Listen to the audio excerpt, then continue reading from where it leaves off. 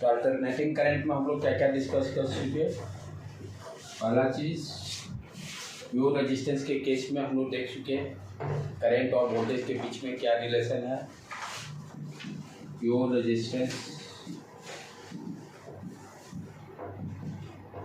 Resistance के case में हम लोग क्या देखे कि V एंड I के बीच में सेम फेज है।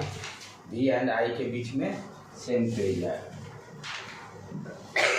सेकेंड, प्योर इंडक्टिव के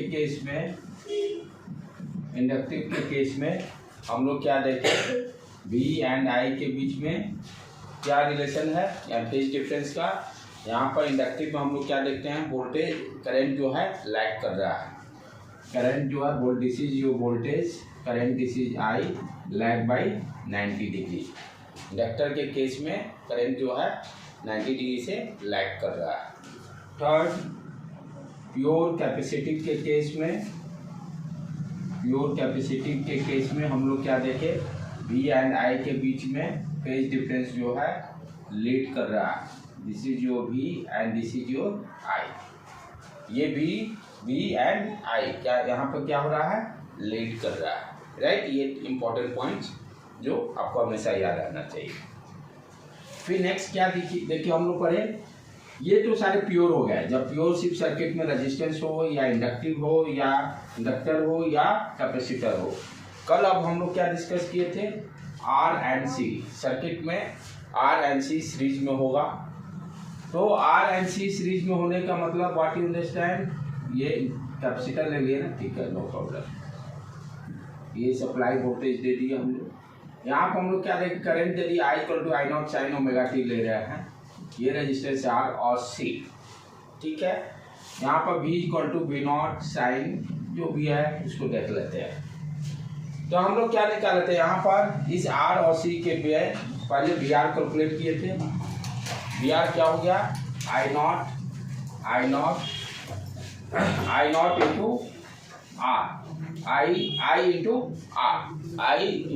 R। What is the I, यहाँ पर I0 sin omega t into R। यहाँ पर क्या होगा, वोल्टेज फेज डिफरेंस 0 है, इसलिए ओमेगा t ही रखे, क्योंकि करंट का जो है करंट ओमेगा t है, दोनों के बीच में फेज डिफरेंस 0 रहेगा। तो वोल्टेज अक्रॉस रेजिस्टेंस कितना हो गया, I0 और R को मल्टीप्लाई किए V0 sin ओमेगा t आएगा, क्लियर। तो ये तो निकला वोल्टेज अक्रॉस रेजिस्टेंस। नेक्स्ट हम लोग क्या भी फाइंड आउट किए थे, voltage across capacitor. Voltage across capacitor VC = क्या हो गया, I into XC। I calculation लिख दें, I0 sin। अब यहाँ पर ध्यान देना है कि यहाँ पर क्या है, आप ध्यान से देखो। आप क्या जानते हो, कैपेसिटेंस के केस में, प्योर कैपेसिटेंस जब था तो ये करंट आपका V था, V इज गिवन, और I क्या करता था, लीड करता था। I 90 डिग्री से लीड करता था प्योर कैपेसिटी के केस में। अब यहाँ से ध्यान से देखिए, I इज गिवन, I आपका दिया हुआ है I0 sin ओमेगा t। हमें क्या निकालना है, वोल्टेज अक्रॉस कैपेसिटर। तो यहाँ पर हम क्या दें, दिस इज योर I, हमको V के तरफ जाना, V तरफ नीचे आए, 90 डिग्री से लैग किया, तो यहाँ पर क्या हो जाएगा, sin omega t minus π/2, right. और XC से मल्टीप्लाई कर दो इसको, ये XC हो गया। ये क्या दिया, V0 C sin omega t minus π/2, V0 C sin omega t minus π/2। हमें VR मालूम हो गया, VC मालूम हो गया। अब रिजल्टेंट वोल्टेज यानी ये V0 निकालना था, तो इसको निकालने के लिए हमने क्या किया था, फेजर डायग्राम ड्रॉ किया था इस दोनों इक्वेशन का, V0 sin ओमेगा t का, और लैग और लीड फिर से समझा दीजिए। ये देखो ये यहाँ पर क्या हो रहा है, लैग कर, जैसे ये देखो, कोई जनरल कॉन्सेप्ट ले लो, ये है, ठीक है। यहाँ पर मान लो करंट है, फॉर एग्जाम्पल, लैग करने का मतलब वोल्टेज क्या है, यानी यहाँ पर हम क्या रहे, करंट और वोल्टेज के बीच में रिलेशन देख रहे हैं फेज का। What is the phase relation. तो जैसे ये करंट हो गया, ये दिया हुआ मान लो I0 sin ओमेगा t, जब प्योर इंडक्टिव लेंगे, इंडक्टिव के केस में हम क्या जानते हैं, इंडक्टिव के केस में हम क्या जानते हैं, वोल्टेज और वी एंड आई के बीच में रिलेशन क्या है, वोल्टेज और लाइक करता है। तो हम लोग जो प्योर रेजिस्टिव हम लोग प्योर कैपेसिटी इंडक्टिव कंसीडर किए थे, वहाँ पे याद होगा V0 sin ओमेगा टी मैंने कंसीडर किया था सप्लाई वोल्टेज, जो प्योर इंडक्टिव होगा सर्किट में, सिर्फ इंडक्टिव। तो इस केस में हम लोग क्या देखे थे, करंट क्या होता है, लैग। लैग करने का मतलब नीचे, लैग माने झुकना, झुकना, लीड माने लीड करना, ऊपर जाना। लैग का मतलब नीचे आना। लैग और लीड कब करेगा? ये कब करेगा, ये कैपेसिटर के केस में होगा और इंडक्टर के केस। प्योर रेजिस्टेंस के बीच में क्या हुआ था, जीरो था फेज डिफरेंस। जब सर्किट में कैपेसिटर और इंडक्टर होगा तो फेज लैग और लीड होगा, राइट। अब कैपेसिटर के केस में भी हम क्या जानते हैं कि क्या होता है, कैपेसिटर जब रहेगा तो लीड करता है, इंडक्टर जब रहेगा तो लैग करता है। ये भी दोनों में डिफरेंशिएट कर सकते हैं, राइट। इंडक्टर जब रहेगा तो लैग करता है और कैपेसिटर जब रहेगा लीड करता है।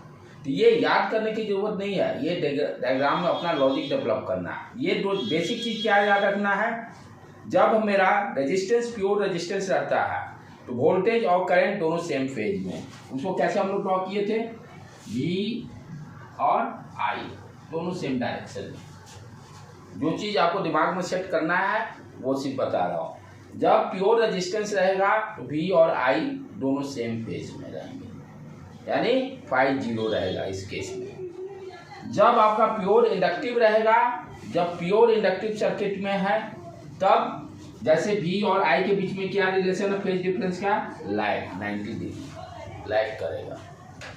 जब प्योर कैपेसिटिव रहेगा, प्योर कैपेसिटी के केस में लीड करता है, यही आपको खाली ध्यान रखना है। प्योर कैपेसिटी के केस में लीड करेगा, प्योर कैपेसिटी के केस में लीड करेगा। यही 3 पॉइंट आपको दिमाग में सेट करके आप किसी का बता सकते हो, लेकिन ये आप और RC क्लब रखने की जरूरत नहीं है। ये चीज दिमाग में खाली तीनों पॉइंट सेट रहना चाहिए। जब रेजिस्टेंस फेज डिफरेंस 0, जब इंडक्टर लैग, जब कैपेसिटर लीड, ये दिमाग में सेट रहना ये जरूरी है। बाकी उसके बाद जब सर्किट कॉम्बिनेशन रहेगा वहाँ पर वो कॉन्सेप्ट आपका काम नहीं देगा, रटने वाला कॉन्सेप्ट नहीं, लॉजिक ही काम देगा। जैसे यहाँ पर इस केस में देखें, इस केस में हम लोग RC के केस में क्या किए, VR कैलकुलेट कर लिए, राइट, और BC कैलकुलेट कर लिए, दोनों का वोल्टेज। अब क्या इक्वेशन देख के ही आप अंडरस्टैंड कर सकते हो। ये हो गया, मान लो करंट दिया हुआ है, ये करंट का डायरेक्शन, इसी अक्रॉस क्या होगा, रेजिस्टेंस का वोल्टेज V0R, ये जो है V0R इसको दे दो, क्योंकि ये V0R किसके है, रेजिस्टेंस के across peak voltage, peak voltage. तो ये किस डायरेक्शन में रहेगा, जिस डायरेक्शन में करंट जाएगा सेम फेज। अच्छा, दूसरा चीज आप ध्यान से याद देखो, अब कैपेसिटर का देखना है, राइट। प्योर रहता तो कोई दिक्कत नहीं, लेकिन यहाँ RC के साथ है, RC के साथ है, ठीक है। ध्यान देने कॉन्सेप्ट क्या मालूम है कि हम क्या जानते हैं, वोल्टेज से लीड करता है करंट। कैपेसिटर के केस में यहाँ नीचे ड्रॉ कर लेने का अलाउ में, जब कैपेसिटर प्योर सर्किट में रहता है तो ये हो गया VR, इससे लीड करेगा इसका करंट, V0 से, V0 यहाँ करंट के डायरेक्शन में प्योर में VO कैपेसिटिव दे दो, VO, क्योंकि जब सर्किट में सिर्फ कैपेसिटिव है तब क्या होता है, लीड करता है। लीड का मतलब ऊपर, करंट और वोल्टेज के बीच में फेज डिफरेंस +π/2, ठीक है। यहाँ पर क्या दिया हुआ है, ध्यान से देखने का, करंट इज गिवन, करंट दिया हुआ है सर्किट में, क्या दिया, दोनों में करंट सेम है, R एंड C में करंट दिया हुआ है, करंट दिया हुआ है। हमें V0 ये वोल्टेज निकाल रहे थे, VC, ये जो VC निकाले, राइट। तो करंट इज गिवन, हमें VC क्या तब देखेंगे, करंट ये दिया हुआ है, VC क्या होगा, नीचे आ रहा है, लैग कर जाएगा, ठीक। पुराना ओल्ड जो है कॉन्सेप्ट उसको ड्रॉ करके तब फिर रिकॉल करना है, गिवन क्या है तब मेरे पास, वहां पर गिवन क्या था, वोल्टेज गिवन था। प्योर रेजिस्टेंस, प्योर कैपेसिटेंस और प्योर इंडक्टेंस में गिवन क्या था? Supply voltage. यहां पर क्या गिवन है? करंट गिवन है और सप्लाई वोल्टेज निकालना है।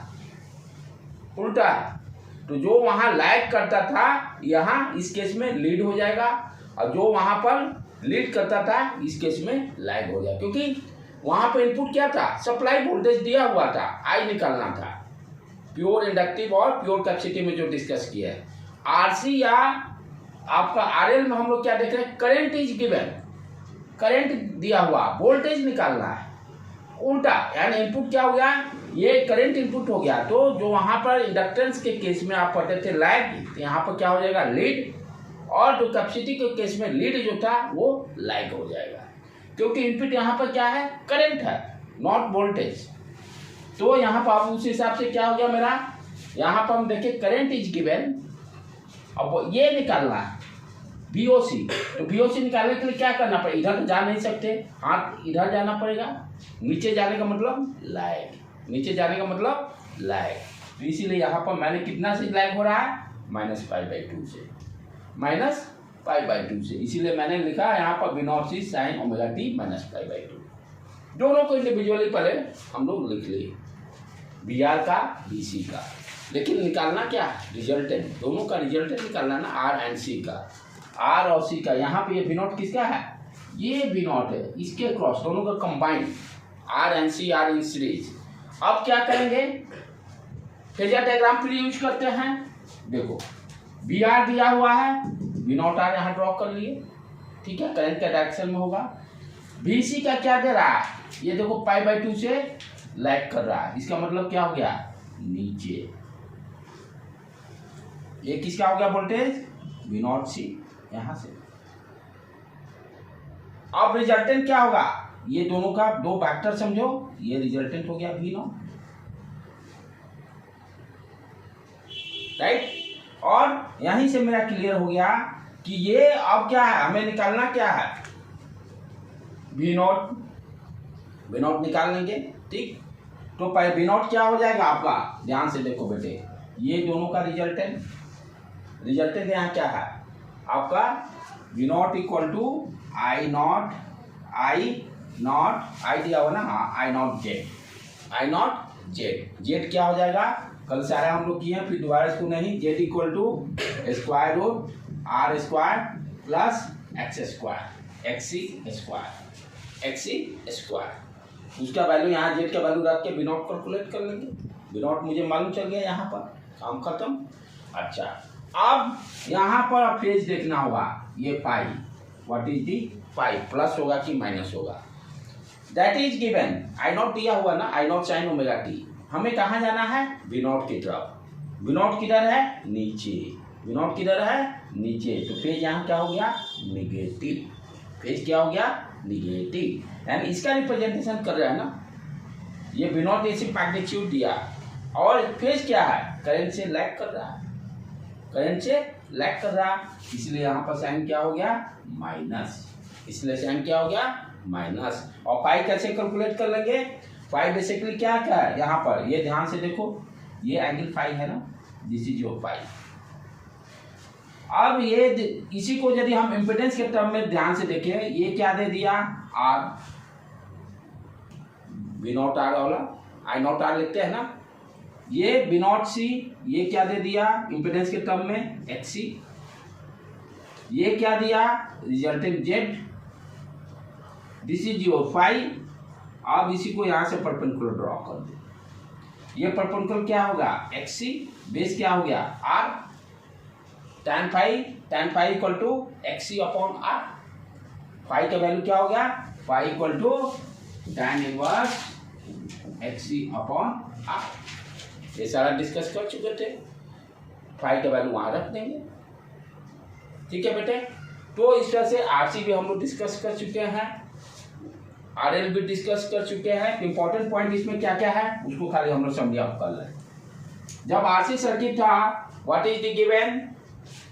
I equal to I0 sin ωt, I equal to I0 sin ωt। XC क्या हो जाएगा? What is XC?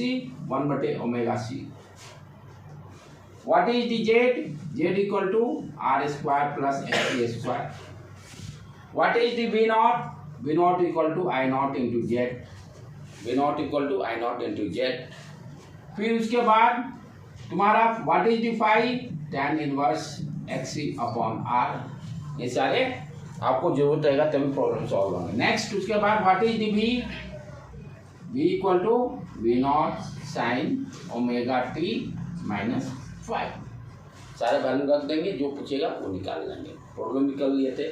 और इंडक्टेंस के केस में हम लोग क्या है, यहाँ पर आर सी के जगह पर यदि इंडक्टेंस दे देते हैं तब क्या हो जाएगा, यही सेम चीज को फिर से दोबारा देख लें. आई नॉट इज गिवन, यहाँ पर क्या हो जाएगा XL. What is the XL? Omega L unit ओम. ध्यान देने का है, एक्सएल एक्सिस जेड सारे का यूनिट क्या होगा, ओम है, इम्पीडेंस है. उसके बाद नेक्स्ट एक्सएल के बाद हम लोग का जेड क्या होगा आरएल के केस में, ये एल देते हैं तो square root R square plus XL square. Z निकल गया, यहाँ वैल्यू रख के वी नॉट निकल जाएगा. अब यहाँ पर जो यहाँ माइनस फाइव था आरएल के केस में प्लस 5, आरएल के केस में प्लस 5. इसको कैसे और दिमाग में सेट कर सकते हो और मेडिकल के एग्जाम के लिए ध्यान से समझो. जब प्योर इंडक्टेंस था तब क्या था, लाइट. जब आरएल है तो लीड.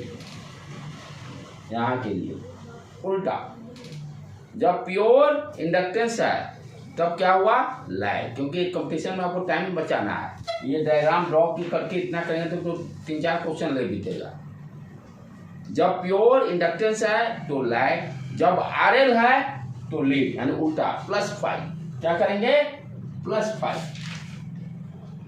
इस तरह से रिकॉल कर सकते हो, उल्टा कर देना है. वो तो हमेशा दिमाग में सेट है ही. तो आरएल जब होगा तो जब वोल्टेज और करंट के बीच में फेज डिफरेंस क्या है, प्लस 5. जब आरसी होगा, आरसी में हम क्या जानते हैं, लीड करता है तो लाइक करेगा, यानी -5. उल्टा दोनों पॉइंट को लिख लो. जब प्योर रहेगा, प्योर का उल्टा कर देना है, प्योर का उल्टा. इंडक्टेंस के केस में आरएल जब वहीं पर नीचे लिख दो, आरएल जब होगा तो इंडक्टेंस के केस में लीड होता है तो यहाँ लाइक यानी -5 कर देना है. और इंडक्टेंस जब होगा वहाँ लाइक करता है तो लीड. इस तरह से दिमाग में तुम examination point of NEET point of view से आप इसको याद रख सकते हो, क्योंकि वहाँ इतना टाइम नहीं है. करेंगे तो इन क्वेश्चन ले बीतेंगे, राइट. तो फाइनली ये पॉइंट इसको यहीं पर बच्चा घबराता है प्लस माइनस में ही, कब प्लस होगा कब माइनस, उसका भी कॉन्सेप्ट मैंने क्लियर कर दिया. देखो फिर से मैं बता रहा हूँ, रेजिस्टेंस और करंट में फेज डिफरेंस 0 रखो, पहला लाइन लिखो. रेजिस्टेंस के केस में, प्योर रेजिस्टेंस के केस में वोल्टेज और करंट के बीच में फेज डिफरेंस 0 लिख लिए बेटे. दूसरा पॉइंट, प्योर इंडक्टेंस के केस में, प्योर इंडक्टेंस के केस में वोल्टेज और करंट के बीच में लैग फेज डिफरेंस. लैग का मतलब माइनस साइन, लैग का मतलब माइनस साइन. अच्छा, आरएल जब होगा तो वहीं पर लिखो नीचे में, आरएल जब होगा तो आरएल सर्किट जब होगा तब फेज डिफरेंस लीड. उल्टा लिख दो, सीधे उल्टा वहां पर ट्रिक के लिए उल्टा, उल्टा लिखकर लीड कर दो बस. आरएल सर्किट के प्योर कैपेसिटी के केस में क्या हो रहा है, लीड. प्योर कैपेसिटी के केस में लीड. जब आरसी होगा तो लैग, और लीड में पॉजिटिव और लैग में माइनस साइन. उसका उल्टा कर देना. दिमाग में क्या सेटअप रखना है, जो जानते हैं आर एल आर सी में उसका उल्टा कर देना है. एल किक में लैग करता है तो लीड, और सी के केस में लीड करता है तो लैग. बस इतना दिमाग में सेट है, ये भी काम ओवर. यहाँ पे बच्चे गलती करते हैं, बाकी सब में तो गलती होने की कोई चांसेस नहीं है. और आज अब हम करेंगे, that is very very important, इससे भी ये क्वेश्चंस तुम्हारा रहेगा, power factor. Power factors, how to find out power. यहाँ पर कैसे फाइंड आउट करेंगे एसी सर्किट में पावर को, कैसे हम लोग फाइंड आउट करेंगे, that is very very important topic. एक क्वेश्चन से यहाँ से जेई हो या नीट हो, पक्का 110% क्वेश्चन रहने हैं. यदि 2 क्वेश्चन मान लो कंपटीशन में आते हैं, एक तो अभी जो हो गया आरएल आरसी से क्वेश्चंस रहेंगे, और दूसरा आपको पावर से रहेगा. दो क्वेश्चन यही बनने हैं, राइट। आप चले डिस्कस करें हम लोग पावर के बारे में। जब हम लोग 10th क्लास में पढ़ते थे तो वहाँ पर रेजिस्टेंस क्या था, रेजिस्टेंस भी, वहाँ के कॉन्सेप्ट से स्टार्टअप करें पहले। ये रेजिस्टेंस हो गया, ये सप्लाई वोल्टेज था, प्लस माइनस भी करंट आई फ्लो करता था। यहाँ पर क्या था, डीसी करंट फ्लो कर रहा है। डीसी करंट मतलब डजंट मीन हमेशा की कांस्टेंट। हम लोग बताया है डीसी करंट का मतलब क्या होता है, यूनिडायरेक्शनल। दिमाग में क्या है, 99.99 सेट क्या रहता है, डीसी मतलब कांस्टेंट वोल्टेज या कांस्टेंट करंट। नहीं, डीसी करंट का मतलब यूनिडायरेक्शनल, एक ही या तो पॉजिटिव फ्लो करेगा करंट या नेगेटिव फ्लो करेगा, ठीक है। तो इस केस में हम लोग जैसे पावर कैसे निकालते थे, power equal to V into I, V into I कर देते थे। और क्या था अपने पास ऑप्शन, आई स्क्वायर आर। यही दो टेक्निक था, यूनिट वाट, यूनिट वाट। ये 10th में इसी तरह से हम लोग पावर निकालते थे जब रेजिस्टेंस सर्किट में रहता था, राइट। लेकिन अब यहाँ पर क्या खेला कि सप्लाई वोल्टेज एसी है, वैरी कर रहा है टाइम के साथ। यहाँ पर अब क्या हो रहा है, यहाँ पर हम लोग सप्लाई वोल्टेज दे रहे हैं सर्किट में सप्लाई वोल्टेज दिए किस तरह का, एसी, जो टाइम के साथ वैरी कर रहा है। रेजिस्टेंस मान लो कोई भी है, ये आर, करंट भी वैरी कर रहा है टाइम के साथ, तो वोल्टेज और करंट दोनों टाइम के साथ वैरी कर रहा है। अब इस केस में मेरा क्या होगा, power, how to find out the power, कैसे मालूम करेंगे, राइट। अब चल रहा है, तो बेसिक कॉन्सेप्ट क्या है, V इंटू आई। और ये V और I क्या है, जब रेजिस्टेंस रहता है डीसी में पीक करंट, और I क्या होता है, पीक करंट, सॉरी V क्या होता है, पीक वोल्टेज, और I क्या होगा, पीक करंट। अब जब मेरा ये सर्किट, अब तो ये पढ़ना नहीं है, पढ़ना है इसको, जब सप्लाई वोल्टेज भी एसी हो जाए और करंट भी एसी हो, then how to find out power, how to find out power. तो पावर का जो लॉजिक वो तो रहेगा ही, V इंटू आई जो है, लेकिन यहाँ V और I क्या हो जाएगा, डिफरेंट हो जाएगा। अब जैसे मान लेते हैं कि I V नॉट जो है, I दिया हुआ है, I equal to I not sine omega T, मान लो इस सर्किट में, दैट इज गिवन। V क्या होगा, दोनों के बीच में फेज डिफरेंस मान लेते हैं, यहाँ रेजिस्टेंस है, बट इंडक्टेंस और कैपेसिटर केस में फेज डिफरेंस है, रेजिस्टेंस रहेगा तो पाई जीरो कर देंगे, तो V क्या हो जाएगा, V nought sine omega T plus pi मान लेंगे। दोनों के बीच में फेज डिफरेंस, जैसा सर्किट उसके हिसाब से फेज डिफरेंस रखेंगे, राइट। अब क्या है, हम क्या जानते हैं, क्योंकि यहाँ टाइम के साथ V और I दोनों वैरी कर रहा है, तो पावर भी टाइम के साथ वैरी करेगा, पावर भी टाइम के साथ वैरी करेगा।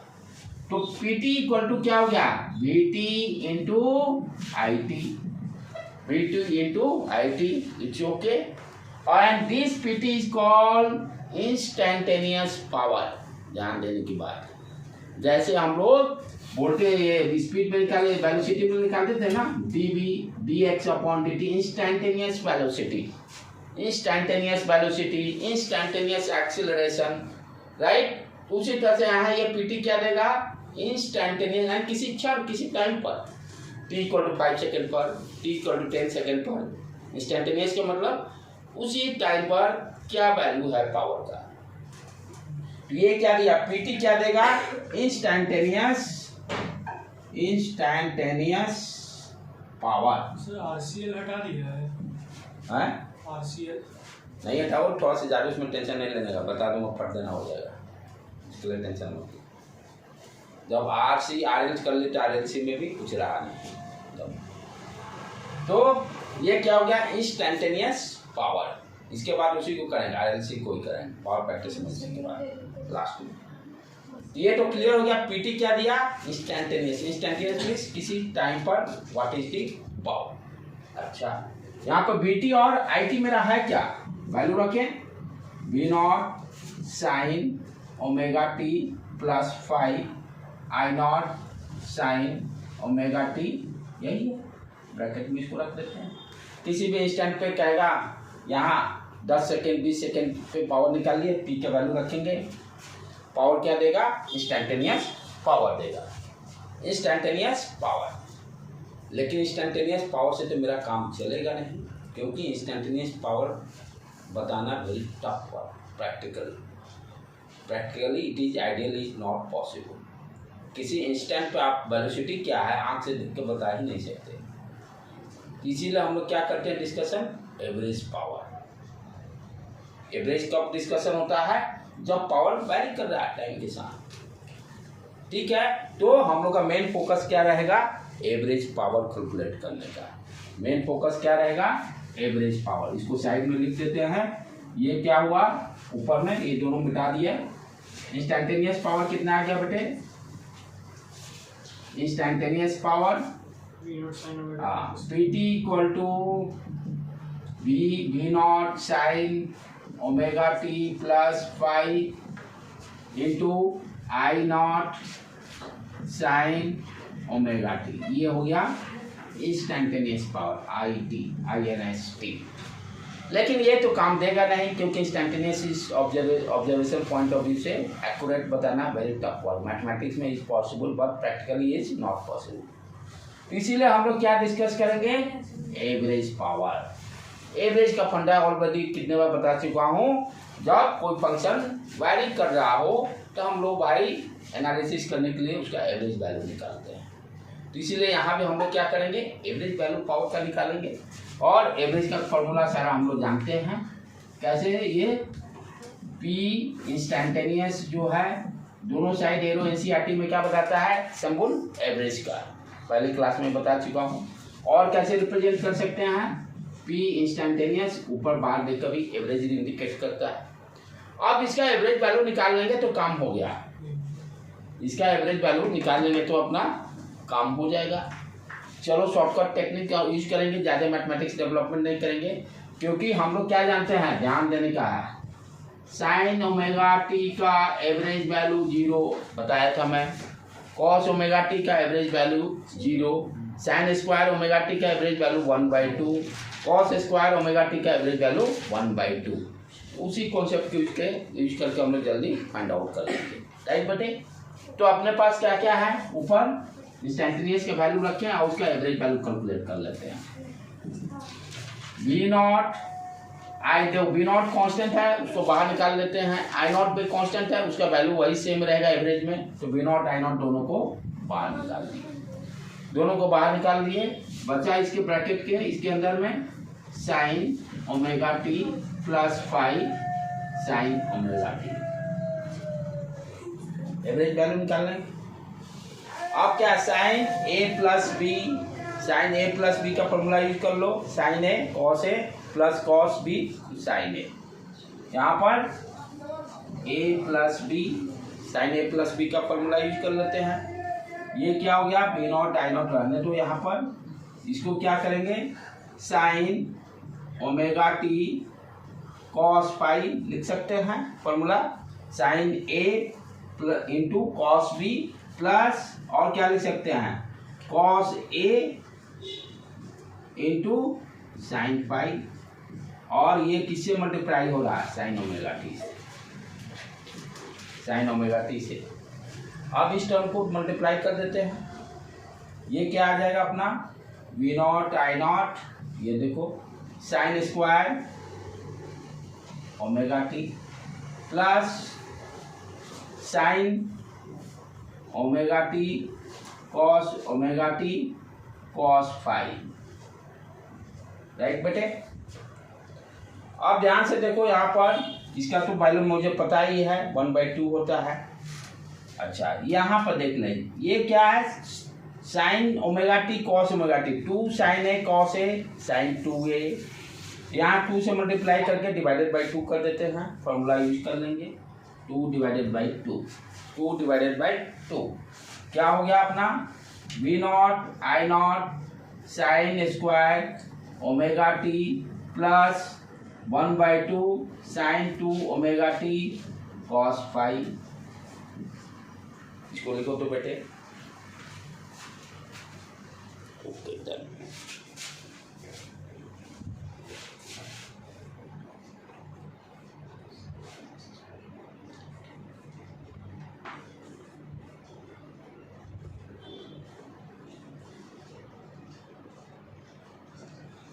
ठीक है, यहाँ तक लिख लिए।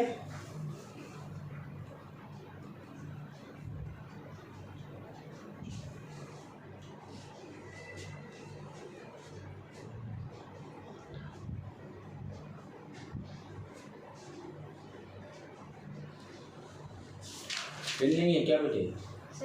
है ना? Okay, good, very good. चलो गुड़िया बढ़े आगे। आप चलो ध्यान से देखो, इसको ऊपर से मिटा दे रहा हूँ। तो एवरेज पावर का क्या आ गया मेरा? Average power that will be equal to V nought I nought. आप ध्यान से देखो, ये क्या है? Sine square omega T. कितना होगा इसका वैल्यू? 1/2 लिख देते हैं। ठीक है, यहाँ पे देखो ये cos फाई फेज है, कांस्टेंट है। ये क्या है? कांस्टेंट टर्म है। ये sin 2 ओमेगा टी। आप sin ओमेगा टी का जानते हो, फेज एवरेज वैल्यू 0 तो 0 इंटू कॉस फाई, 0 इंटू कॉस फाई। इसमें छूट गया क्या अपना? ये cos फाई पहला वाला टर्म में छूट गया जो मल्टीप्लाई किए। हाँ ये देखो, यहाँ cos फाई छूटा हुआ, लिख लो cos फाई, यहाँ cos फाई छूटा हुआ।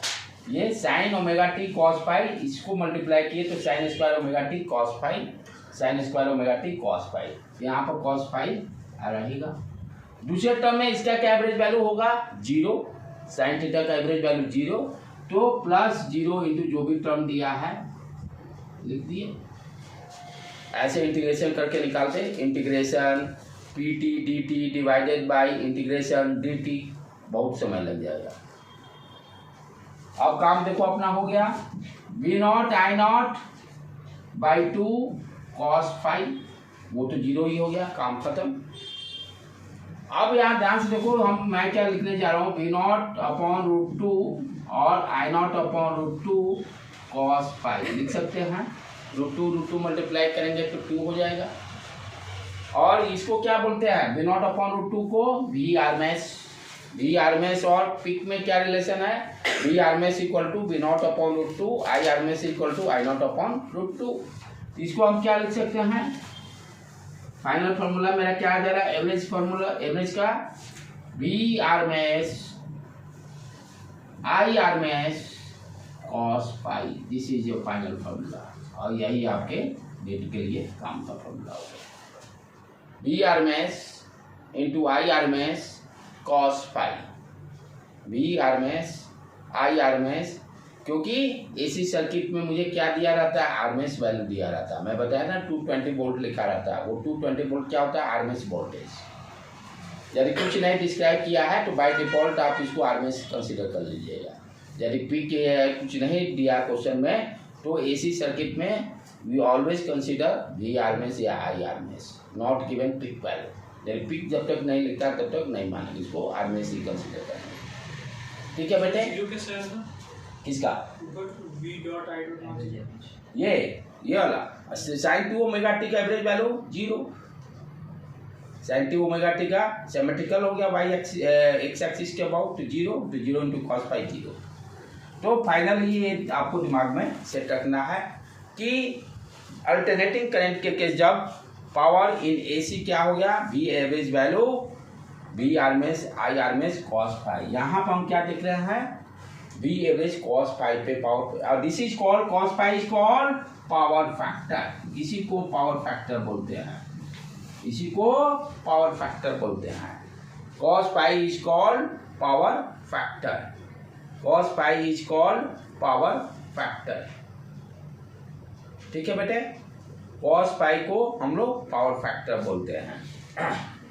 तो हम क्या देख रहे हैं? एवरेज पावर फाई पे डिपेंड कर रहा है। तो अब क्या देखेंगे? जो नीट के लिए इंपॉर्टेंट जो क्वेश्चन आएगा, जब प्योर रेजिस्टेंस होगा तब पावर क्या होगा, क्योंकि फाई हमें मालूम है। जब प्योर इंडक्टिव होगा तब पावर क्या होगा, प्योर कैपेसिटी होगा तब पावर क्या होगा, आरएल होगा तब पावर क्या होगा, आरसी होगा तब पावर। सारी चीज़ पता है, फाई सबका पता है। वैल्यू रख के फटाफट देख लेते हैं कि जो कि कंपटीशन में क्वेश्चंस पूछाएगा डायरेक्ट। तो ये फॉर्मूला दिमाग में सेट रखो। पावर फैक्टर किसको बोलते हैं? कॉस फाई को। कॉस फाई को हम लोग पावर फैक्टर बोलते हैं, कॉस फाई को हम लोग पावर फैक्टर बोलते हैं। और ये टेबल से क्वेश्चन एक पक्का 110% यही आएगा जो अब टेबल देने जा रहा हूँ। जो टेबल दूंगा इसी से क्वेश्चंस रहेंगे। क्या टेबल है? ये हो गया आपका सर्किट करने मतलब प्योर रजिस्टिव है कि प्योर कैपेसिटिव है कि प्योर इंडक्टिव है, लेफ्ट हैंड कॉलम में। दूसरा कॉलम क्या देगा? पाई का value, what is the phase difference between voltage and current. और लास्ट में what is the power factor यानी कॉस फाई का वैल्यू। कॉस फाई मालूम रहेगा तो वी आरएमएस आई आरएमएस कर देंगे। तो what is the power factor, what is the power factor. तो पहले जब प्योर रजिस्टिव है कहने का मतलब ये सर्किट हो गया, ये सप्लाई वोल्टेज एसी हो गया, ये आर हो गया। इस केस में हम लोग क्या जानते हैं? वी और आई का फेज डिफरेंस 0। प्योर रजिस्टिव के केस में फाई का वैल्यू क्या होता है? 0 लड्डू, ठीक है। और पावर फैक्टर का फॉर्मूला क्या लिखे हैं? कॉस फाइव को बोलते हैं पावर फैक्टर। कॉस 0 क्या हो जाएगा? 1। तो जब प्योर रजिस्टिव होगा तो what is the cos power factor? 1 हो जाएगा। पावर क्या हो जाएगा? V RMS into I RMS. Power क्या हो जाएगा? V RMS into I RMS, average power. यदि कुछ नहीं लिखा हुआ है एसी में तो आप पावर को क्या से एवरेज पावर ही निकालने के लिए पूछ रहा है। क्या निकालने के लिए पूछ रहा है? एवरेज पावर ही निकालने के लिए पूछ रहा है। यदि कुछ मेंशन नहीं दिया है क्वेश्चन में तो हम कभी भी पी नॉट पीक करंट या पीक पावर की बातें नहीं करेंगे। जब भी एसी सर्किट में वोल्टेज करंट और पावर क्या दिया रहेगा? और पावर देने का मतलब एवरेज पावर पूछ रहा है। दूसरा, जब इंडक्टिव सर्किट है, इंडक्टेंस कैसे बनाएंगे? मान लो जो स्ट्रेट वायर है उसको स्प्रिंग जैसा टर्न करके इंडक्टर बन गया। अब इस केस में हम लोग क्या जानते हैं? यहाँ पर ये हो गया वोल्टेज, ये हो गया करंट, लैग करता है। एंड फेज डिफरेंस π/2, यहाँ लिख दिए π/2। cos π/2 0, cos π/2 again Laddu. और लड्डू का मतलब जब प्योर इंडक्टिव होगा तो पावर 0 होगा, यानी प्योर इंडक्टिव के केस में कोई भी पावर जनरेट नहीं हो रहा है, ना स्टोर हो रहा है नहीं जनरेट हो रहा है जब प्योर इंडक्टिव रहेगा। सिर्फ रेजिस्टेंस के केस में पावर कितना हुआ है? V RMS I RMS. यहाँ पर पावर कितना हो गया? 0 जब प्योर इंडक्टिव है। प्योर कैपेसिटिव के केस में भी देखो 0 आएगा, क्योंकि यहाँ भी फेज डिफरेंस क्या है? π/2। कॉस प्लस π/2 रखें या माइनस π/2 रखें, cos minus theta cos theta ही होता है। तो यहाँ पर जैसे कोई होता है ना बच्चा से लैग किया तो माइनस साइन दे देना, दे दो भाई, कोई दिक्कत नहीं। कॉस माइनस π/2 तो 0 ही होगा, cos minus theta cos theta, right. उसी तरह से यहाँ पर प्लस π/2 मानते हैं एक्यूरेट अपना जो लॉजिक है फिजिक्स में। यहाँ भी क्या होगा? अगेन लड्डू cos फाइव। अगेन लड्डू का मतलब पावर 0, अगेन लड्डू का मतलब पावर 0। तो यहाँ से क्या कॉन्सेप्ट निकल रहा है? जब सर्किट प्योर इंडक्टिव हो, प्योर कैपेसिटिव हो, पावर क्या होगा? 0। पावर क्या होगा? यही क्वेश्चन से रहेगा। What is the power when pure inductive दे देगा? 0। चाहे what is the power factor? 0। जब प्योर कैपेसिटिव देगा what is the power factor? 0। What is the power? 0। सिर्फ पावर किस समय डिफाइंड है? प्योर रेजिस्टेंस के केस में, इस तीनों केस में। सर कॉम्बिनेशन बना के नहीं थे करेंगे, अभी छोड़ेंगे कहाँ, हम एक एक चीज करेंगे। अब कॉम्बिनेशन खेलेंगे ना, बिना कॉम्बिनेशन के मजा किसे है? क्योंकि सारे का पावर फैक्टर तो निकालना हम जान गया है, तो कोई टेंशन ही नहीं है। आप चलें RL करें, ठीक है, इसको मिटा दूं मैं। इसी टेबल से क्वेश्चंस रहेंगे नेट के लिए या जेई के लिए। आप जब RL सर्किट हो, जब सर्किट RL हो, RL हम क्या जानते हैं? यहाँ पर जो नेट वोल्टेज जो है ऑलरेडी पता है, L मतलब लैग, लेकिन RL होगा तो लीड, RL होगा तो लीड। तो हम यहाँ पर क्या जानते हैं? मान लो आई दिया हुआ है sine omega T, I not sine omega T, voltage V nought sine omega T plus five. याद करने का टेक्निक बता दिया हूं। इंडक्टर प्योर में जब रहता है तो लैग, आरएल जब होगा तो लीड। लीड का मतलब प्लस साइन। तो यहाँ पर फेज कैसे निकालते हैं? फेज भी हम लोग निकाले आरएल के केस में, phi equal to tan inverse XL upon R, tan inverse XL upon R. Value दिया रहेगा, फट देना, फाई निकाल लेंगे और यहाँ पर पाई का वैल्यू, पाई को यहाँ पर रख दो, tan inverse XL upon R, tan inverse XL upon R. V nought sine omega T plus phi, V nought sine omega T plus phi. कैसे प्लस फाइव लिखे? एल में लैग, आर एल में आएगा तो लीड, लीड होने का मतलब plus sign.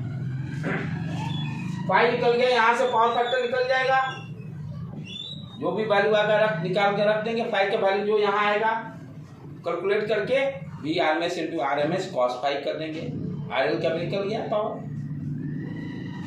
कोई दिक्कत नहीं, देखो कितने आराम से निकल गए।